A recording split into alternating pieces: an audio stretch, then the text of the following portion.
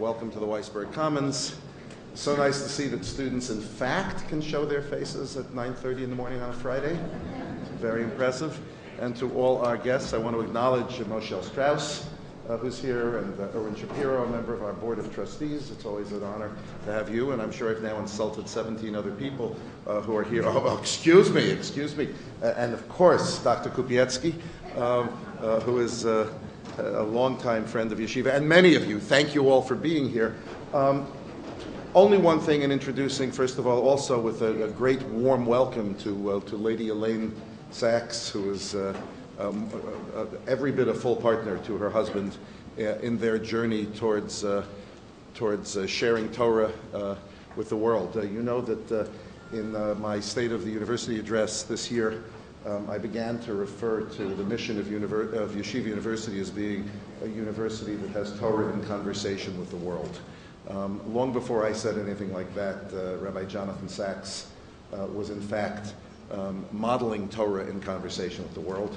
And as he continues his chief rabbinate for another year, and then proceeds to be an important voice as a public intellectual in sharing the message of our people with us and with the world, it's always critically important for us that he views and we view Yeshiva University as his home. But this is a place where you're charged with doing what he teaches. And not only what he teaches, but through the Strauss Center, it is exactly that kind of mission, led by the inestimable, prominent liberal thinker, Rabbi Meir Soloveitchik. Without any further ado, we have a wonderful program today, and I'm not going to intrude on the time. So it's my pleasure to give you the director of the Strauss Center, Rabbi Dr. Meir Soloveitchik.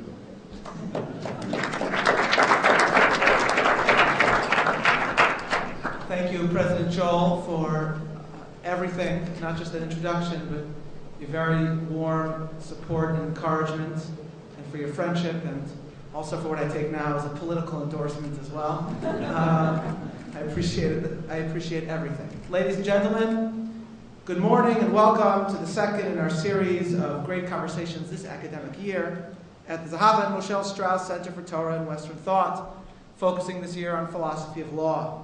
My very tremendous gratitude goes to my partners in this endeavor, Zahava and Moshe Strauss, and to President Joel. Thanks, as always, to our Assistant Director for Operations, Dr. Stuart Halpern, for making this event happen. I want to welcome all the students here today, and I want to take note, first, of an honors course that we're organizing for next semester on civic versus religious identity, to be taught by a young scholar now finishing his PhD at Princeton in philosophy of law by the name of Daniel Mark.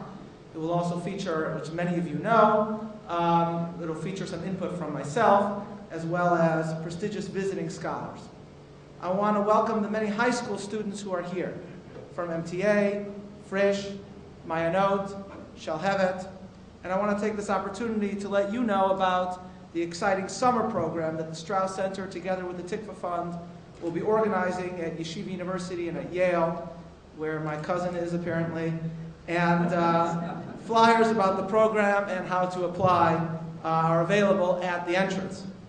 The Strauss Center's mission is to ponder the uniquely Jewish message that we as Jews are able and obligated to communicate to the world. Today, to ponder the Jewish notion of justice and the legacy of the trial of Shakespeare's Shylock, we welcome back to the Strauss Center the most prominent Orthodox intellectual voice on the world stage today. When I had the honor of being invited to speak at the Chief Rabbi's High Holiday Conference before Rosh Hashanah in London, on my last day, I was given a tour of the House of Lords, of which Lord Sachs is a member, by another Jewish lord. And he mentioned to me that when he first became a lord, you have to choose a location over which you will be a lord. Hence our guest today is Baron Sachs of Aldgate. Is that an estate, Chief Rabbi, or that's for those who think it sounds extremely grand, I ought to explain that Aldgate is our equivalent of the Lower East Side. Okay. Well, that's now a very trendy place, actually, the Lower East Side, Chief Rabbi. So this Jewish lord, when you choose a location, he told me this, can you pick a location outside Britain over which to be a lord, someplace that he was thinking of somewhere in Israel, somewhere that you had a family connection. So suppose you wanted to be, let's say, Viscount Soloveitchik of Volozhin, something like that. So are you allowed to do that? So he was told that the only way that you're allowed to be a lord over a foreign city outside Britain is if you've conquered that city. If you've sacked that city, then you can be a lord over that city. Oh, sacks, that's right. That actually gets to exactly what I wanted to say. Thus, Viscount Allenby, General Allenby, who conquered the Holy Land, was Viscount Allenby of Megiddo. Now, we may have Baron Sachs of Aldgate, who has not, in a military sense, conquered outside Britain, but our guest today has certainly conquered the minds and hearts of many thousands of individuals, Jews and non-Jews, far beyond the borders of Great Britain. He is a sophisticated voice of Jewish faith that has earned the ardent admirations of adherents of many faiths. And to illustrate this, I'll conclude my introduction by quoting one of my own teachers, Princeton professor Robert George, one of the most prominent Catholic intellectuals in America, who wrote as follows several weeks ago. Last night I had the joy of getting together with my esteemed friend, Chief Rabbi Lord Jonathan Sachs, who was at Princeton to give a lecture. His talk was characteristically brilliant. Religion, he wrote, is ubiquitous in human society, but religious geniuses are rare. Britain, said Professor George, an officially Anglican nation, produced a Catholic religious genius in Queen Victoria's time, John Henry Newman. It has produced a Jewish religious genius in ours, Jonathan Sachs. In his exemplary humility, said Rabbi George, the chief rabbi would be embarrassed by the comparison, but it is, in my opinion, fully warranted. He is a teacher of people of every faith, and even those who, for now at least, are without faith. Speakers who come to Princeton often say they are honored to be speaking at our university. In this case, said Professor George, the speaker truly honored the university by his presence. End quote. For our discussion today, we too at Yeshiva University's Strauss Center are honored to welcome Chief Rabbi Lord Jonathan Sachs.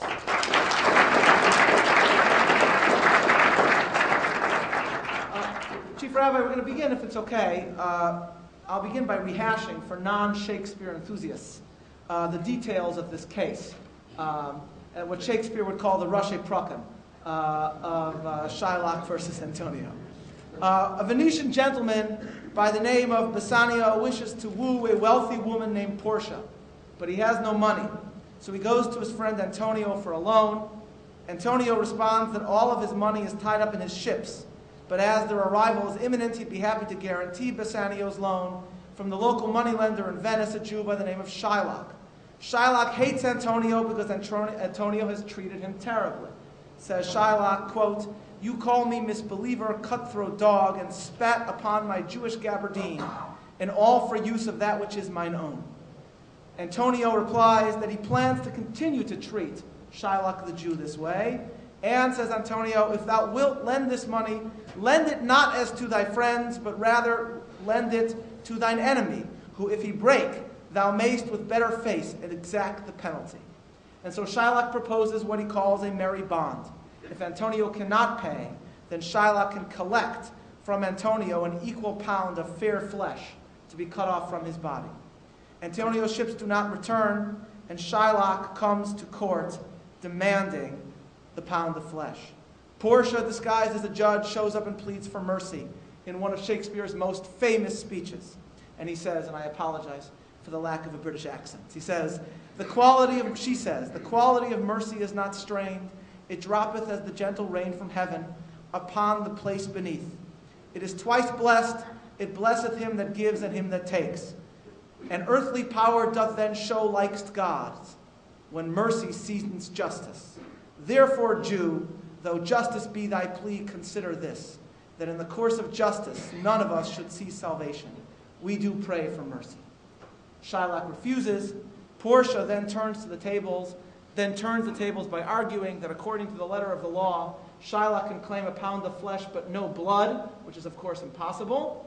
And if he actually sheds one drop of blood from a Gentile, which Antonio is, he is then chayav misa himself. He's liable for capital punishment. And his property would go to the state. Shylock then replies that he'll take the money instead, but too late. Portia says, "The Jew shall have all justice. He shall have nothing but the penalty." Antonio himself then says that Shylock's life should be spared, but only on condition that he convert to Christianity, and that after his death, all of Shylock's property go to his intermarried daughter and her Christian husband. Ad Khan, Shakespeare.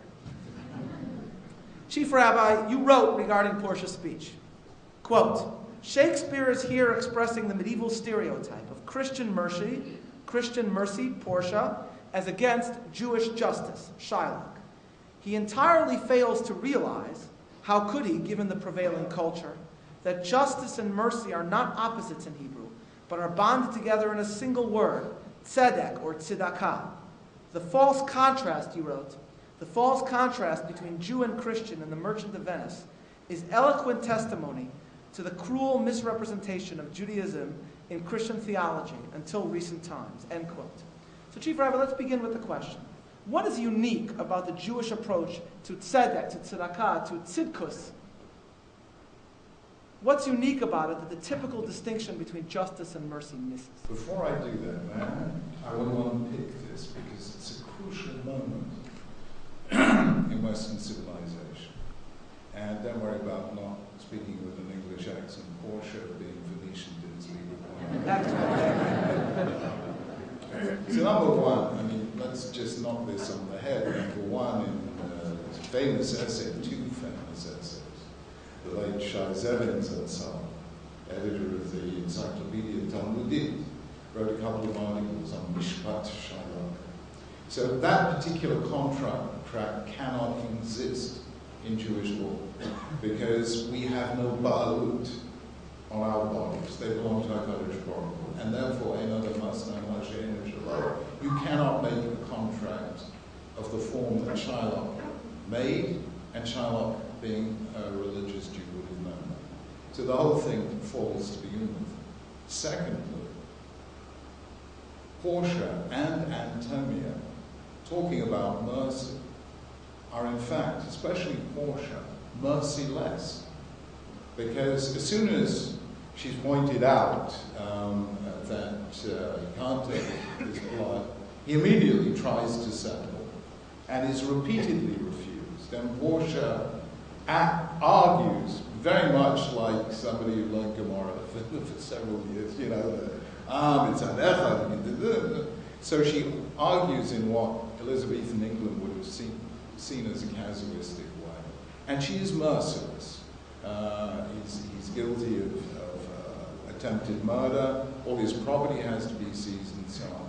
And so, although she is wearing the mantle of compassion, she is absolutely heartless.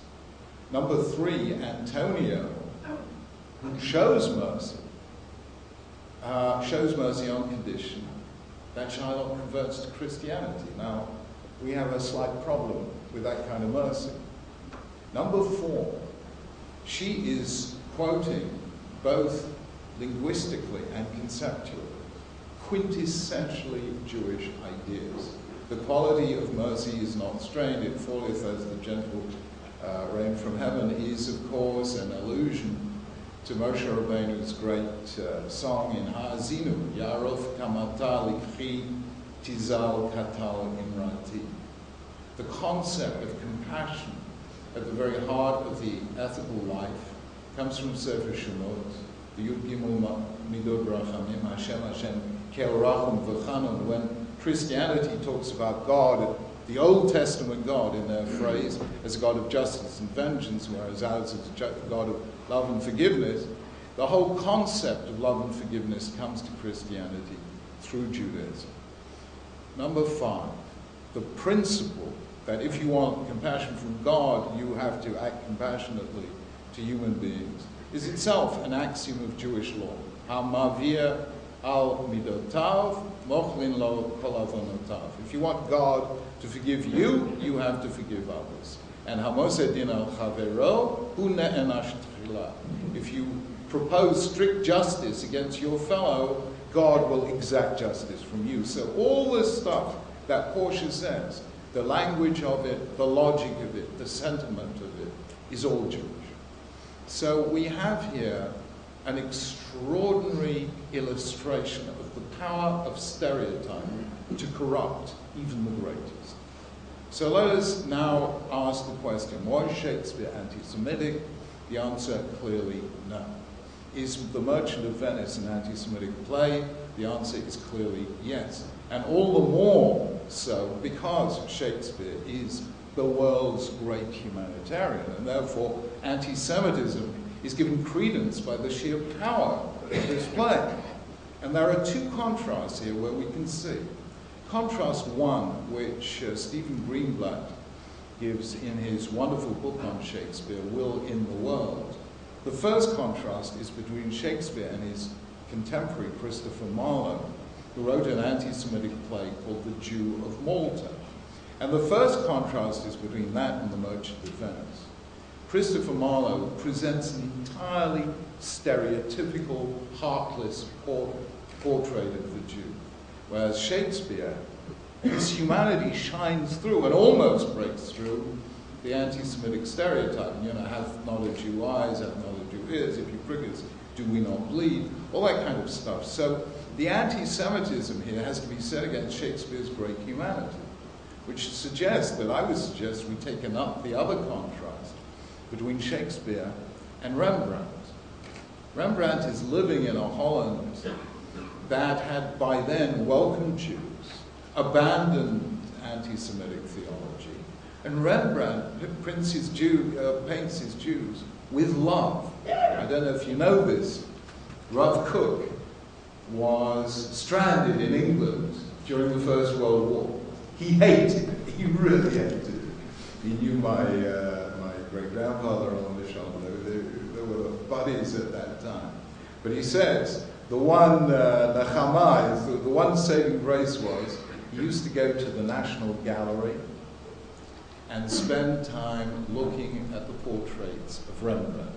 And he said about Rembrandt the following, that the light HaKadosh Baruch Hu created on the first day wasn't physical light, because that was only created on the fourth day. It was spiritual light, which he gave to tzaddikim in every generation.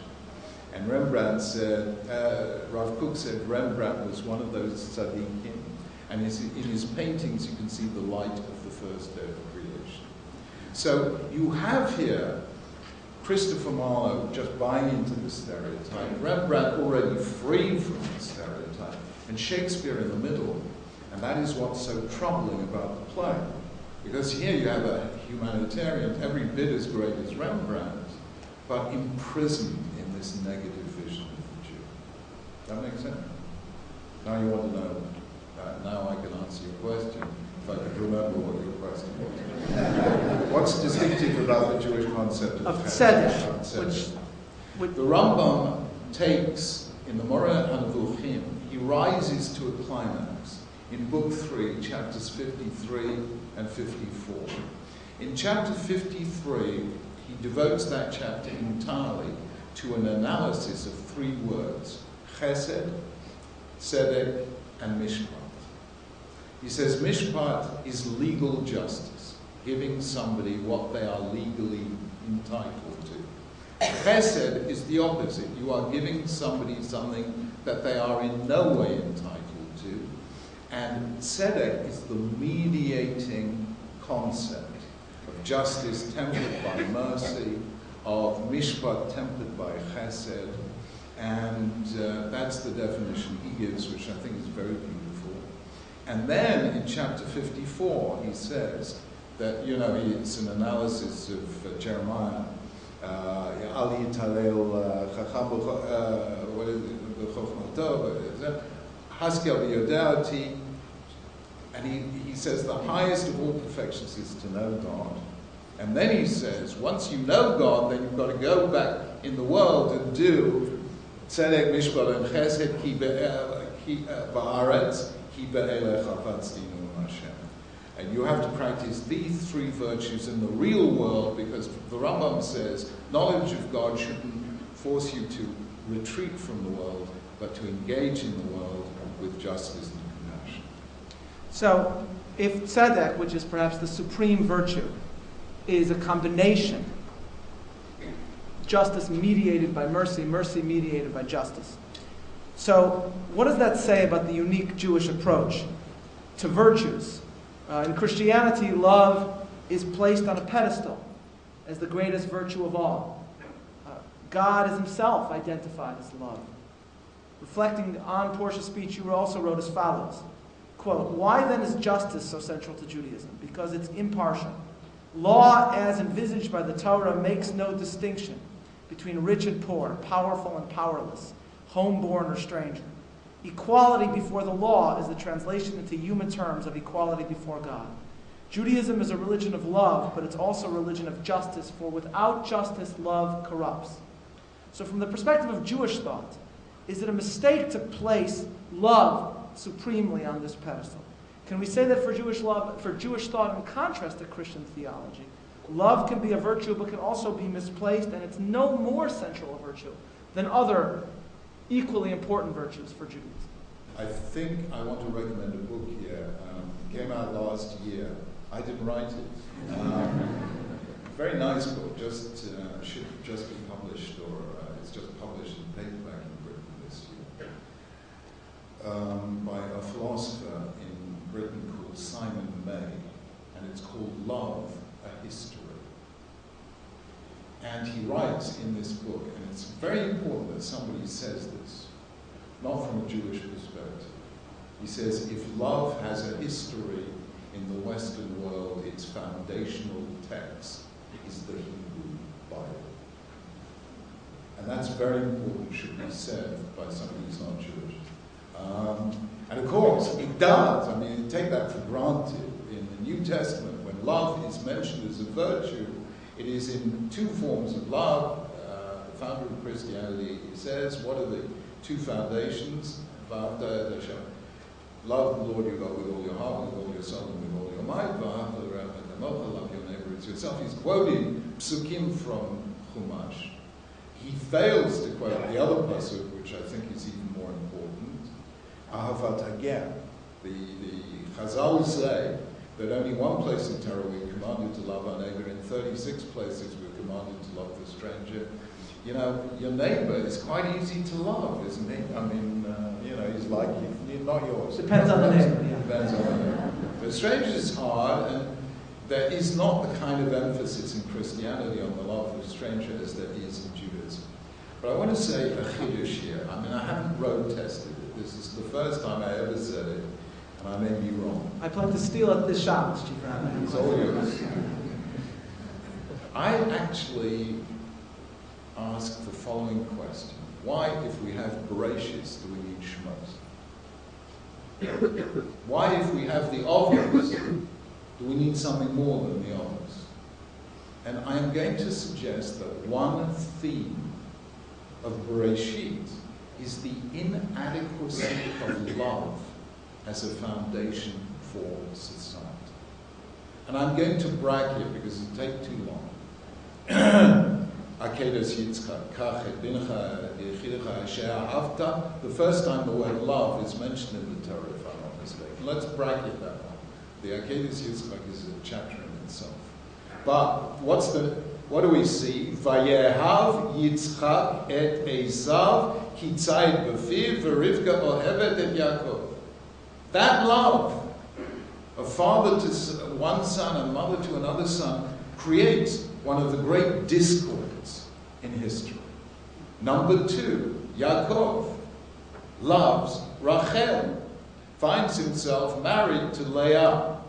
And listen to what it says. Vayehav Yaakov gam et Rachel. So we think that's great. He loves her as well. So love is okay. And then we read the next word, which is mi Leah. He loved Rachel more than Leah. And what is the next thing we see? Vayah Hashem ki tsunua Leah. It never says Yaakov hated Leah, but it says God saw that Leah was hated.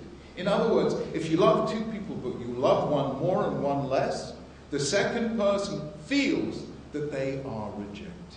Are you with me? So Jacob's love creates division between Rachel and Leah. And then we have his love for Yosef, ki ben zbunim hulo, which creates the whole drama of would-be fratricide, of selling Joseph into slavery, and so the whole...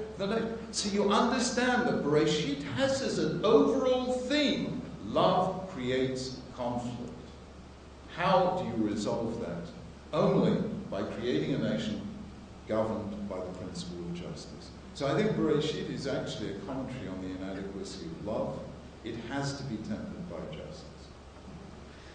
One of the courses we're running now through the Strauss Center is a reading group at Stern College studying the writings of one of Britain's greatest 20th century religious writers, C.S. Lewis, who has a lot to say, obviously, on love.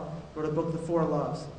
And we read it side by side with classics of Jewish thought, especially from the Rav Zatzal. In his book, Reflections on the Psalms, writing hundreds of years after Shakespeare, Lewis is reflecting on a parak in Tehillim, which we say every Shabbos, which is talking about how delightful and delicious the Torah is. Torah is Hashem Tamima Meshivas Nafesh. It's sweeter than honey. Mitzubim Midvash Venofes Tzufim. Now, Lewis is mystified. He writes, I can understand that a man can and must respect these statutes and try to obey them and assent to them in his heart. But he doesn't understand how they can be exhilarating. Now, in the case of the Merchant of Venice, what's being set up is also the dichotomy between Torah and grace, between law and mercy, between Shylock and Portia.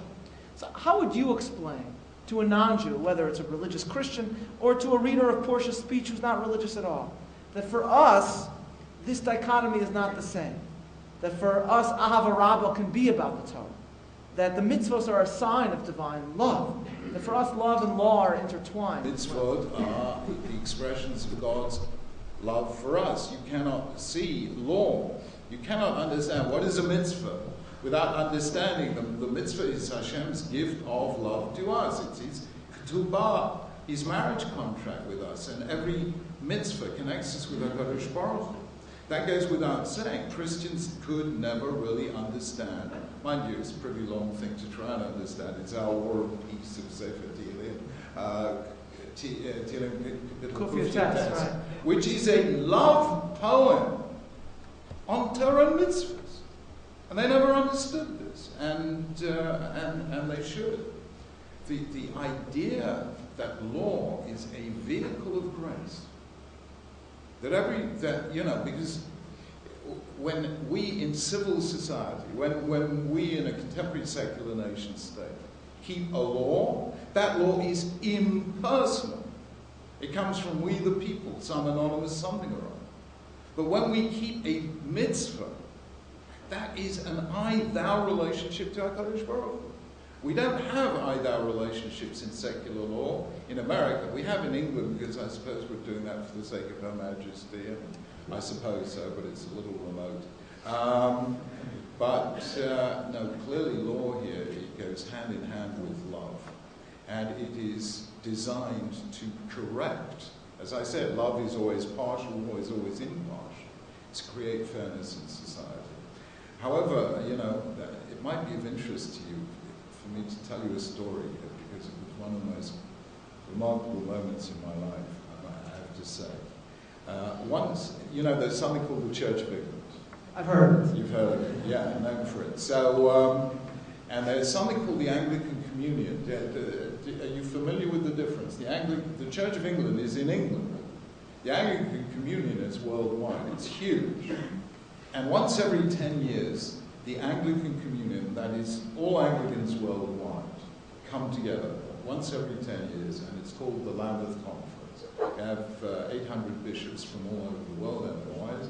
And in 2008, for the first time, as the church was about to split apart, so they thought, well, let's make it worse. Let's ask the chief rabbi to create a new model, I guess, which will distract us from the other model. Anyway, in 2008, they asked me to become the first rabbi ever to address them in a plenary session. What did they want to know? They wanted a shir on covenant. Because covenant holds people together who are in danger of splitting apart. So I give them a shir on covenant. I think you can see it on the web. I think it's on YouTube. I speak for 45 minutes in front of these 1,500 Anglicans. They give me a standing ovation, and then they say, would you answer questions? Big mistake. So I say yes. And a bishop gets up I repeat, in front of all the Anglican bishops in the world. He says, tell me, Chief Rabbi, what do you think about Jesus? Now, what do you say, guys? Jesus who?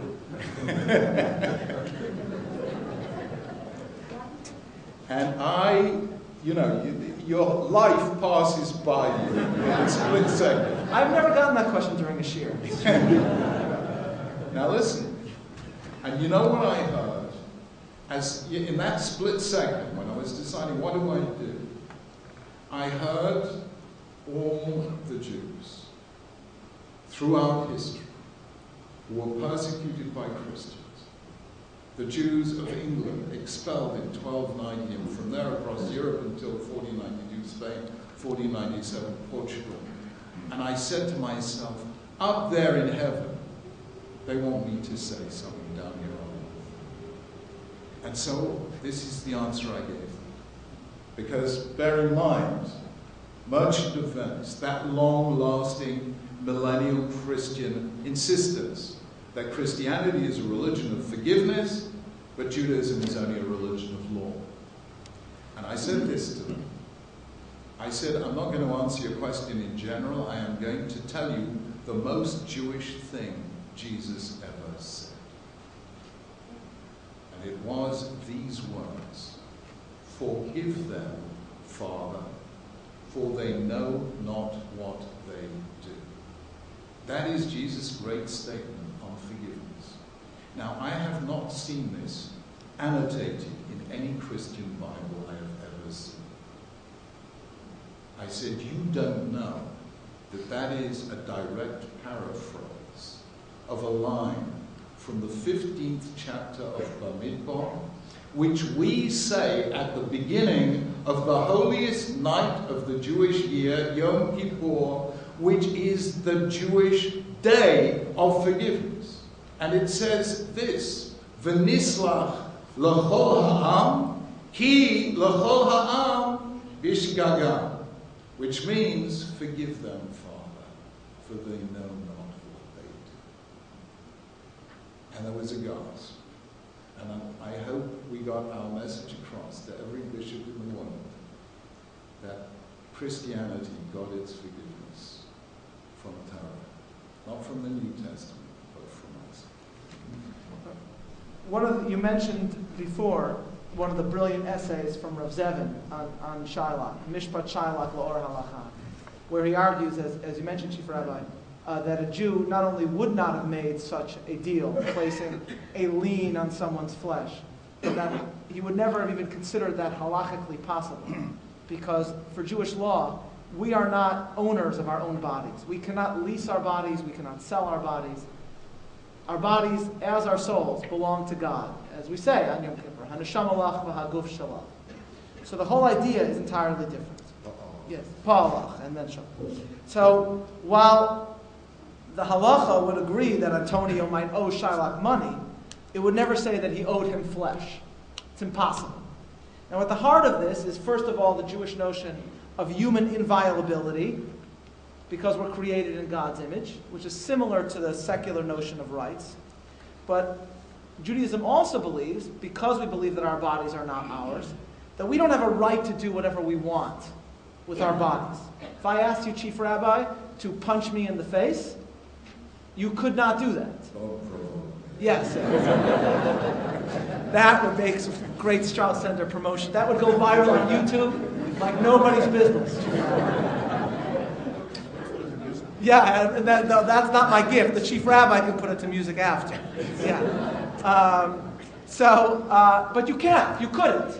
And if I wanted to hit myself, I couldn't do that either. Chovel ba'atzmo is usher, because I don't own my body.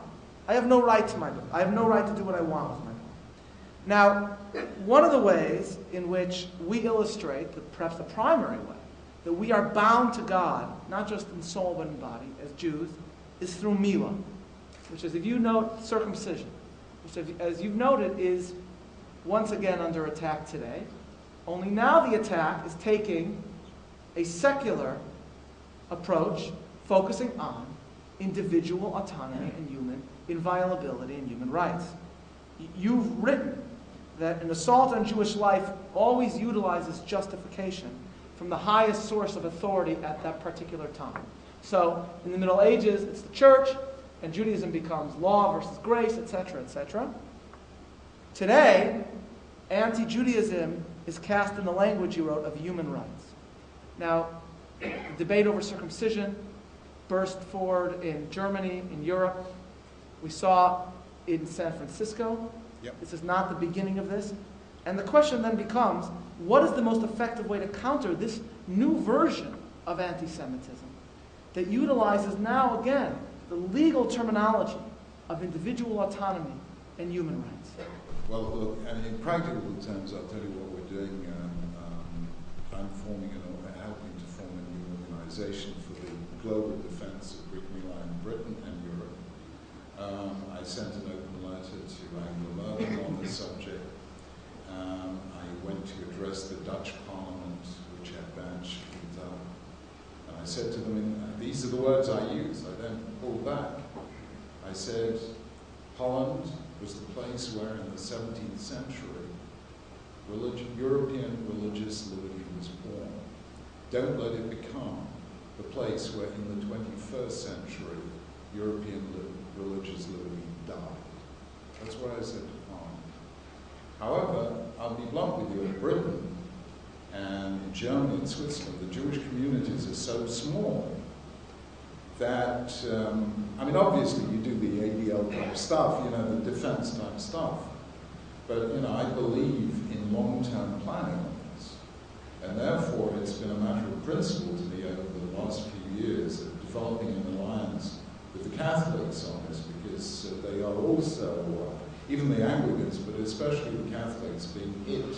For instance, their adoption agencies have now been denied government funding because they refuse to put out children for adoption to same-sex couples. So they're facing a similar battle, and I've made an alliance with them, and I have defended the Catholic Church in several op-eds in the London Times. And this is the argument I use, that there are, in fact, people don't know this, because it's only mentioned by J.L. Talmon in his book Totalitarian Democracy, and Hayek in his book The Constitution of Liberty. There are two fundamental traditions of human rights in Europe. Number one is the Jeffersonian concept of human rights. That is, that all men are created equal and are endowed by the Creator with certain inalienable rights and unlimited liberty and pursuit of happiness, which sees rights as a limit on the power of the state. You can't sign those rights away because they're things that don't belong to you, like your body.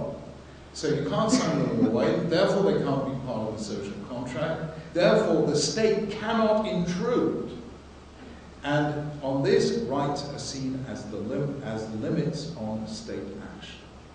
There is the other concept of human rights set out in the first paragraph of the French Revolutionary, Les droits de l'homme et du citoyen in 1789, which says all men are born equal and equal in rights. And that is an invitation to a maximal intrusion of the state. Here, rights are a template of an ideal world, and it's up to the state to implement it. So you have a French tradition which sees rights as a license for government intervention, and you have the American conception based on John Locke, which sees rights as a limit. So you've got maximalist governments, minimalist governments, and there is no question whatsoever that the classic British and American tradition is minimalist state intervention, which puts freedom of religious worship much more than the rights of a child, let's say, on bodily operations. And when you do that, you're not just defending Mila, you're defending British and American culture. And the general public can respond to that.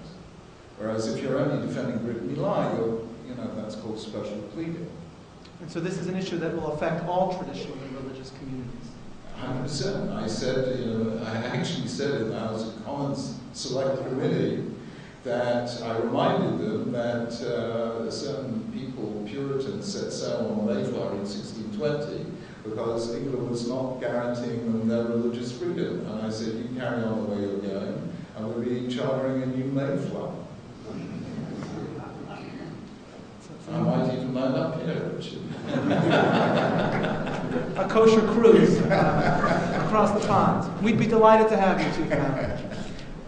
Over the past summer, Shakespeare's Globe Theatre in London hosted an international Shakespeare festival featuring acting groups from countries throughout the world, each performing a play from Shakespeare, but in the language of their own nation. Habima, the National Theatre of Israel, performed The Merchant of Venice. Now, the New York Times reported that, quote, across the 5 weeks of the Globe to Globe Festival so far, a mind-bending sequence of productions from around the world in as many different languages as there are Shakespeare plays, 37. The atmosphere has been one of inclusion coupled with fun. But come the first of two performances on successive nights of The Merchant of Venice, and spectators were met with airport-style security, advance notices of conditions of entry, and a note by the box office informing patrons that certain items which could be thrown, in other words, would not be allowed into one of London's most beloved theatrical addresses. The performances, wrote the Times, one of which you attended, Chief Rabbi, were interrupted by pro-Palestinian protesters. Habima's performance was publicly protested in advertisements by well-known members of Britain's theatrical and acting community, including Emma Thompson. Meanwhile, performing countries whose human rights records no one protested, who also featured Shakespearean plays, include China, Russia, Tunisia, and Iran. So what does this tell us? That a good 4 centuries after Shylock was first jeered in the original Shakespeare Globe Theatre, it wasn't called Shakespeare's Globe Theatre then, anti-Semitism is still alive and well at a performance of The Merchant. And what were you thinking as a British Jew when you were experiencing something which Shakespeare could never have imagined? Shylock, The Merchant of Venice, being performed in London in Hebrew by a modern, flourishing, artistic Jewish society. You can imagine there were a lot of emotions swirling around. Number one, just to sit there hearing The Merchant of Venice in Ivrit, and knowing that despite all attempts of every civilization you can think of to destroy it, Am Yisrael Khan, and not just Am Yisrael Khan, but 2 absolute miracles that have no parallel. Number one, a nation being reborn as a sovereign state after 2,000 years of exile, coming back and being reborn in the land of its birth. And number 2, no less miraculous, the fact that you go back 1 century before Shakespeare, and you read that English, it's a foreign language. No English person today can understand that language of 500 years ago. Whereas here they are speaking essentially the language of the Bible, and the revival of Hebrew as a spoken language is an equally unprecedented miracle. So there was a lot of sense of pride. In the audience, there was a big sense of pride, I have to say. That's number one. Number 2, of course, certain things hit you in translation. You know, when you're listening in Ivrit, you're hearing something. Suddenly, it hits you how hard it is. No Jew could ever say words. And the critical moment, because in the actual Shakespeare's play, this happens in reported speech, but in the Habima theatre, they actually showed the action of Shylock coming back and finding that Jessica has left. And he's lost his daughter. She's run away. With a Gentile. With a Gentile. And of course, with some of his money. And what does he say? My daughter. Oh, my ducats! He's more worried about losing his money than about losing his only daughter. And that just, it's like I felt wounded all over again. And number 3, the protests. I mean, they weren't huge, but what a painful reminder. Anti-Semitism does not die, because anti-Semitism is a virus and it mutates, and I've written about how exactly it's mutated in our time. But it does seem to me that this time we have to take a stand. You know, I mean, showing we really have to carry this on. We have to stay with it and continue to show what an outrage it is when human rights are in serious doubt throughout the Middle East, when nations are tearing themselves apart, where Israel is the only country in the Middle East where it's safe to be a Christian. And yet Israel has been condemned by the European churches. I mean, we have to fight this one, and we really have to fight it hard. The persistence of anti-Semitism within living memory of the Holocaust is perhaps maybe the most shocking thing in my life. But Zayavor, I mean, I don't want to upset you all of a sudden, especially Arab Shabbos will win, but it is nonetheless shocking.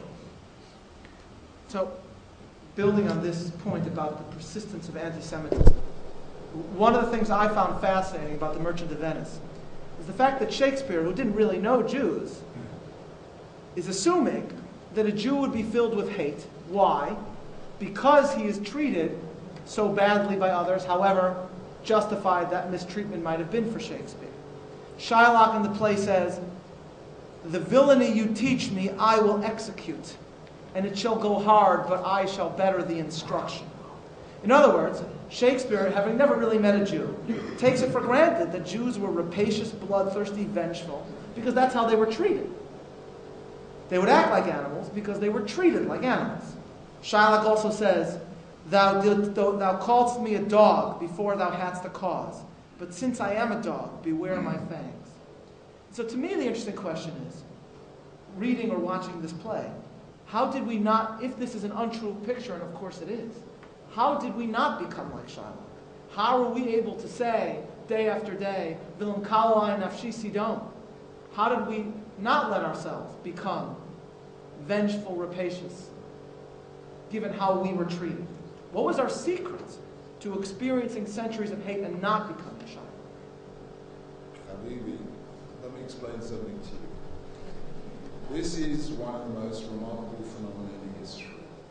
Max Weber, in his Ancient Judaism, called Jews a pariah people. The biggest miracle, to my mind, in all those long centuries, between Churban Bayis Sheni and Tkumat HaMedina, is the fact that we never internalized that self-image. Why? Because we defined ourselves by reference to our reflection in the face of HaKadosh Baruch Hu. And therefore, when we looked in the mirror, what did we see?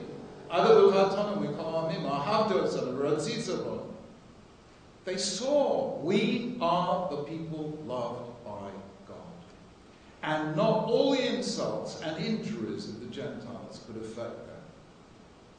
What happened in the 19th century, tragically, as Jews tried to assimilate into German and French society, they suddenly stopped defining themselves by the image they saw reflected back from God. They started defining themselves in terms of the image they saw reflected back from their Gentile neighbors. And they stopped being the people loved by God, and they became the people hated by Gentiles. And that's when they began to try and divest themselves of every single thing that makes Jews different. Kashrus keeps it different, let's abolish kashrus. Gittin make us different, or Kiddushin make us different, let's have civil marriages. Shabbos makes us different, let's move it to Sunday. That whole assimilationist streak of 19th century German Jewry was the most tragic thing imaginable, and people very early on, Moses Hess already in 1862 was pointing out that this would never work. And therefore it seems to me that the really miraculous thing is that you do not find any negative self-image in the Jewish literature of the Middle Ages. And what do you find in the Kinot, which are that literature of the Middle Ages? You know, Rabbanu Shalom, you know, we're crying, answer us. You know, all their conversation is between us and heaven. It's not at all between us. So they live among